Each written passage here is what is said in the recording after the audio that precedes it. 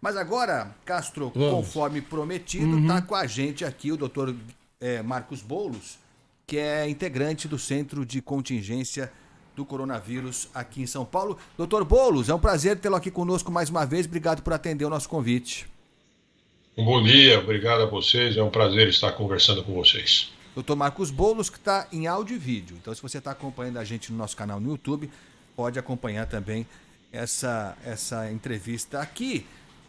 Que eu acho que depois de muito tempo, doutor Boulos, a gente tem algo a comemorar, é exagero, mas há um alentozinho. Nós temos um alento depois de muito tempo, não sei se o senhor concorda, que são esses números que mostraram depois de muito tempo, né, doutor, uma queda, o patamar ainda é alto, mas uma queda no número de casos e de mortos, né, doutor?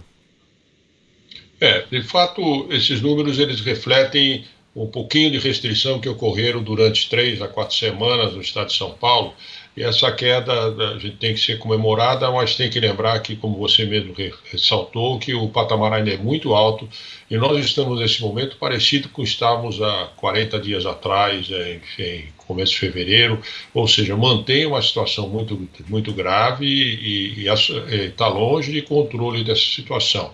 Não significa que nós continuaremos a diminuir o aumento da incidência, porque com a abertura que aconteceu a semana passada, nós vamos ver daqui uma semana se houve alguma consequência dessa abertura, no meu entender, em alguns lugares precoce, principalmente nos cultos religiosos e agora bar e restaurante. Porque são os lugares que mais transmitem doença no mundo todo. Primeiro lugar, bar e restaurante, segundo, os cultos religiosos. Então essa abertura, no meu entender, precoce, pode ter consequências daqui a 1 a 2 semanas. O senhor acredita que esse tipo de medida deveria ter sido ainda postergada pelo que o senhor está falando, doutor Marcos Boulos? Mais um pouquinho de tempo? Em termos sanitários, sim. Né? Eu entendo, todos nós entendemos, aí ouvimos seus ouvintes aqui declarando as dificuldades financeiras que as pessoas estão atravessando. Nós sabemos disso, né? Obviamente que nós sabemos disso. Porém, nós estamos no meio de uma guerra sanitária. E esta guerra, que está causando muito mais mortes que as guerras reais de armas que têm acontecido, ela não está fácil de controlar. E aí a gente não pode, claro, é necessário, as pessoas estão perdendo a vida, são quase 400 mil, vai chegar a 500 mil provavelmente em maio, junho, está chegando a 500 mil mortes já no país. É uma situação muito dramática e muito grave. E o controle só vai ocorrer daqui alguns 2 meses, um pouco menos, não o controle, a diminuição real acontecerá, que quando nós teremos parte da população, ainda pequena, mas parte da população vacinada, o que permitirá que as pessoas tenham menor infecção, transmitem menos e as mortes também vão diminuir. Doutor Boulos, eu lembro de várias conversas que nós tivemos aqui, em que o senhor alertava para um problema, uma característica dessa nossa condução da pandemia, que é essa de abre e fecha meio sem convicção e por um tempo muito curto. E aí o senhor dizia que esse sistema nosso, ele era o pior dos mundos, porque ele prejudicava a economia. Nem barro, nem tijolo, né? Você prejudica a economia e não resolve de forma consistente a questão sanitária. Depois disso, doutor Boulos, houve algumas mudanças. Então criou-se essa fase emergencial, criou-se essa que estamos vivendo agora, essa fase de transição, para tentar espaçar um pouco mais essas restrições. Nós melhoramos ou ainda estamos naquele abre e fecha que não melhora a economia e também não diminui a pandemia? Veja, eu acho que nós não melhoramos, não. Eu acho que o que aconteceu, as pressões econômicas foram muito grandes, o governo declarou isso, que estava sendo, às vezes, inviável segurar, porque estava havendo uma desobediência civil. Então não adianta você falar, ó, tem que ficar fechado quando as pessoas não estão mais ficando dentro de casa. Eu entendo isso, mas a situação, o que estava acontecendo, e que você mesmo falou, o abre e fecha, que eu já declarei antes, isso é uma questão de uma falta de liderança unificada. Né? Os países onde você conseguiu fazer uma restrição importante, em 3 a 4 semanas, você praticamente pôs a epidemia lá embaixo e foi possível abrir. Isso aconteceu em Portugal, aconteceu na Inglaterra, com níveis. Em Portugal, os níveis eram extremamente elevados, muito mais do que aqui no Brasil. Conseguiu diminuir de maneira acentuada, rapidamente, quando você conseguiu isolar a população e manter em casa, né? Por praticamente, para eles foram um mês praticamente, mas aí volta tudo ao normal. Com esse abre e fecha, o que acontece? As pessoas se preparam para uma abertura que não é uma abertura real, vai abrir com 25%, 40%, daqui a pouco piora a epidemia, tem que fechar outra vez. Então, eu tenho a impressão que para o empresário que está liderando esse processo é muito difícil e talvez seja mais custoso do que você fechar por um tempo maior e abrir por um tempo muito maior na data oportuna. Aí você abre, foi como está acontecendo na Europa, a despeito de todas as desorganizações que também lá existem, eles abriram 2 vezes ou 3 vezes agora na terceira onda, mas eles fecharam 2, 3 vezes, mas foi uma coisa nítida, né? Eles diminuíram para depois abrir. Nós abrimos antes de diminuir de maneira acentuada. Já a sinalização do começo de diminuição já foi suficiente para se abrir, então isso é uma dificuldade enorme que nós estamos enfrentando, essa falta de liderança nacional primeiro e até às vezes com dificuldades aqui no próprio Estado. Aliás, desculpa, Castro, só pela oportunidade, me perdoa, isso que o Dr. Boulos falou, ontem nós constatamos aqui, a Bruna Barbosa trouxe dados sobre isso, de restaurantes e bares que decidiram que não vão abrir, mesmo com essa flexibilização de agora, porque não compensa, não vale a pena. O número de pessoas que pode ocupar um salão, não, para algumas dessas, alguns desses restaurantes e bares, não paga o custo do restaurante aberto. Então isso de fato é um problema. Talvez fosse o caso mesmo de manter um fechamento mais duradouro e mais consistente para depois sim abrir na plenitude. Dr. Boulos, o senhor deu uma informação aqui, colocou em uma ordem, né, o que é mais perigoso, né, vou chamar, simplificando dessa forma. O senhor colocou, em primeiro lugar, abrir locais de refeição, né, porque a boca abre o tempo inteiro. Depois o senhor falou de cultos religiosos. Outros, dá para ir um pouquinho mais abaixo nessa lista? Me preocupa muito, por exemplo, o senso comum indica isso, o transporte coletivo abarrotado. O que o senhor pode falar sobre isso? Bem, o transporte coletivo, talvez porque você tem uma vigilância maior com as pessoas andando com máscaras, não se expondo, ele não é um lugar que tem dado alta taxa, ou seja, com o uso maior do transporte coletivo, não tem implicado num aumento enorme, muito grande, como aconteceu nesses lugares onde, como você mesmo disse, as pessoas ficam de boca aberta, cantando ou comendo, né, e tomando cerveja. Mas, obviamente, o transporte coletivo já é um reflexo de que as restrições não foram obedecidas de maneira importante. Eu vi aí até um dos seus ouvintes declarando que de fato a fiscalização não está sendo suficiente. De fato não está sendo. Você tem número de pessoas para fiscalização menor do que o necessário e não tem sido feito. Então isso faz com que você tenha as pessoas se transportando quando não estava nada aberto na teoria, mostrando que estava havendo um desrespeito e, fundamentalmente, o transporte coletivo é um lugar que, eventualmente, pode ser transmissão, mas se as pessoas se precaverem, usando máscara, principalmente, evitando falar e fazendo rodízio de estar no transporte coletivo, melhora bastante.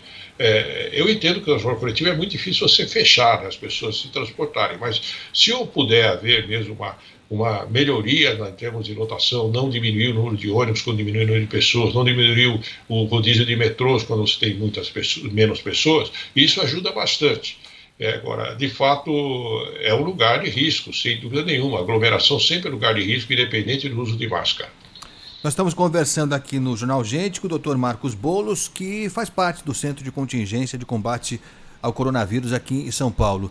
Dr. Boulos, nós estamos na segunda onda, virá uma terceira onda, porque eu estava acompanhando aqui, acho que foi o Dr. Júlio Croda, pesquisador da Fiocruz, que também estava incomodado com esse abre e fecha. A gente, quando fala, né, Eduardo, que o nosso cidadão, de um modo geral, não consegue mais, não tolera mais ficar isolado, não é que o nosso cidadão é indolente, diferente de outros países, é que nós não temos o país não fornece a estrutura mínima para que um cidadão consiga se manter sem trabalhar, sem correr atrás do leitinho das crianças. Então o nosso auxílio emergencial é ridículo. Aí vão dizer, não tem dinheiro. Bom, não sei. O orçamento aqui, se a gente olhar minuciosamente, acho que dava para fazer coisa melhor. Acho que dava. Mas a gente tem um auxílio emergencial que é ridículo, do governo federal. Os governos estaduais também não se coçam. Muito pouco é feito nesse sentido. Então aí o cidadão fala assim, bom, eu preciso correr atrás. Alguém tem que cuidar de mim. Alguém tem que trazer aqui alguma coisa para o pessoal de casa. Então é isso, né?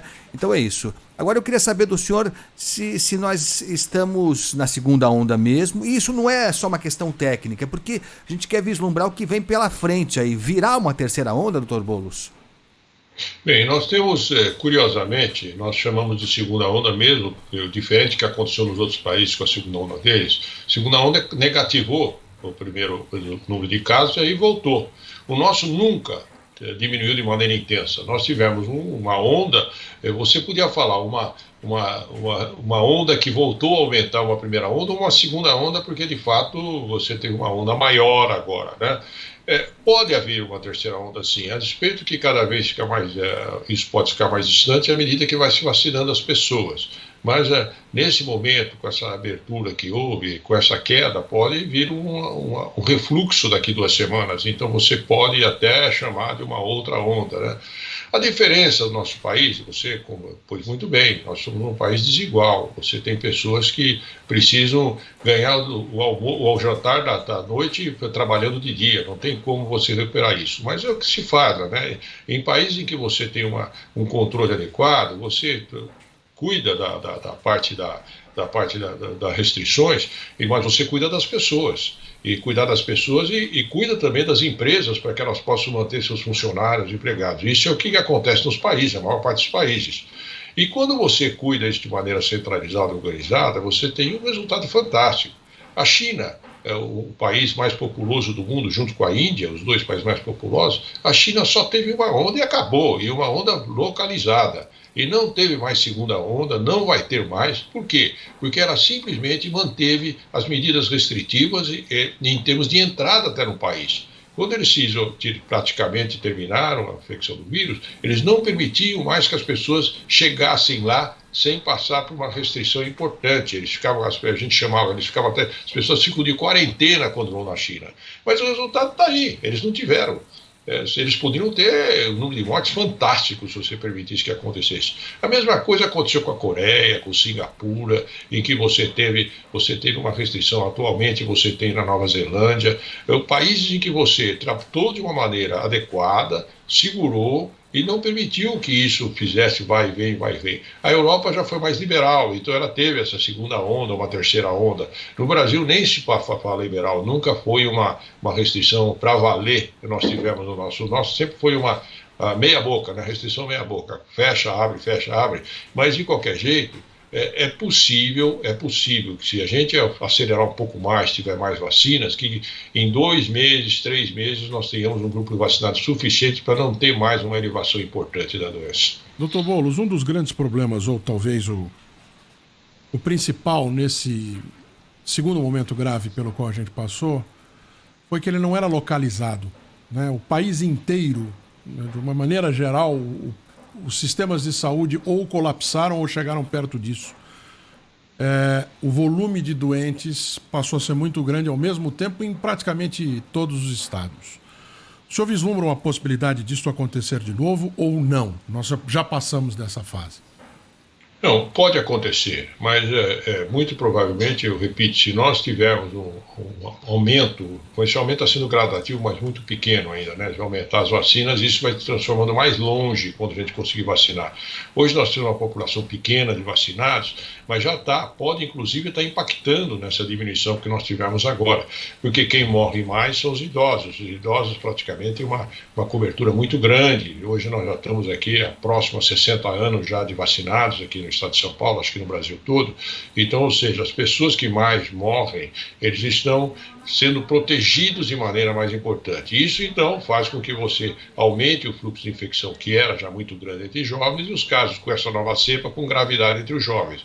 Mas é possível que, com o aumento da vacinação, em 2 meses aproximadamente, nós não tenhamos mais. Mas agora ainda pode ter, porque o que eu disse, como houve uma abertura, no meu entender, precoce, você pode daqui 1 a 2 semanas elevar. Não significa que isso vai acontecer, espero que não.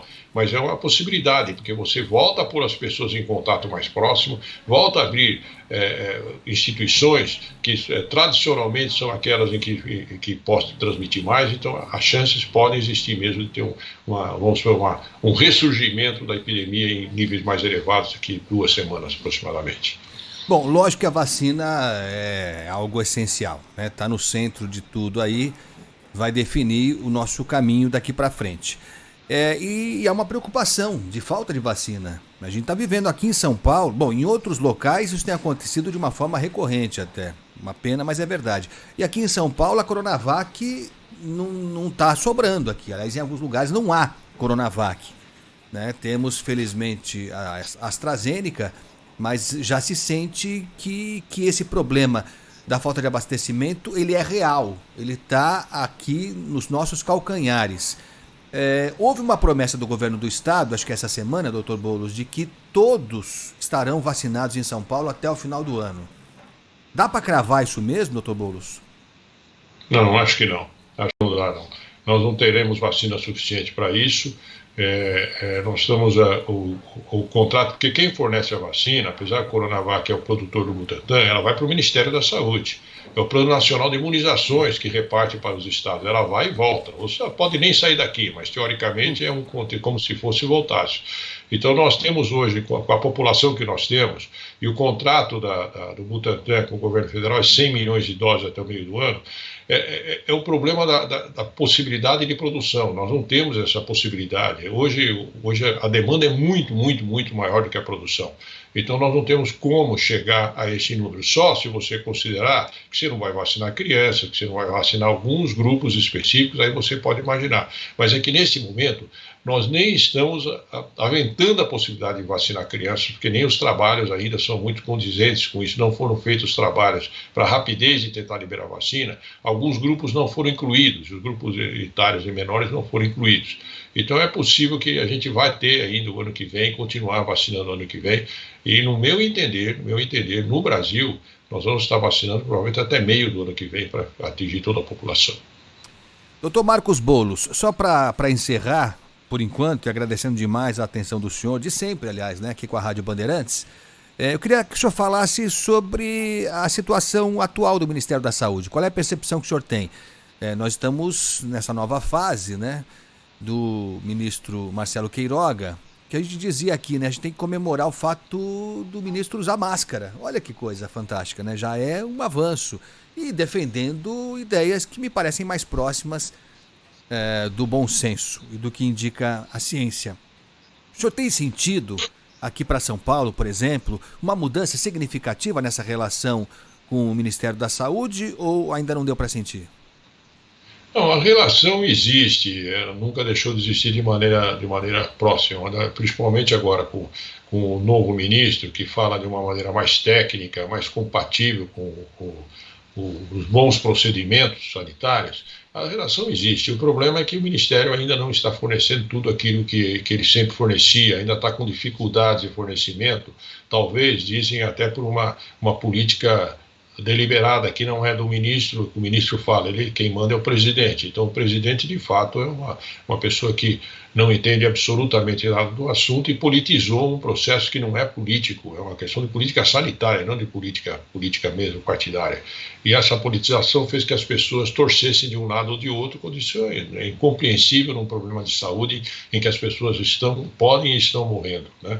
Mas existe ele tem vindo aqui, tem conversado com as pessoas, com os pesquisadores, tem mostrado um bom senso na conversa, mas em termos práticos não houve uma demonstração de que nós estamos melhores em termos do atendimento das nossas necessidades básicas. Doutor Marcos Boulos, muito obrigado por atender a Bandeirantes mais uma vez. Um bom sábado para o senhor e até a próxima, hein? É um prazer conversar com todos vocês, com os ouvintes. Um bom dia a vocês e a todos os ouvintes. Muito obrigado. São 9 horas.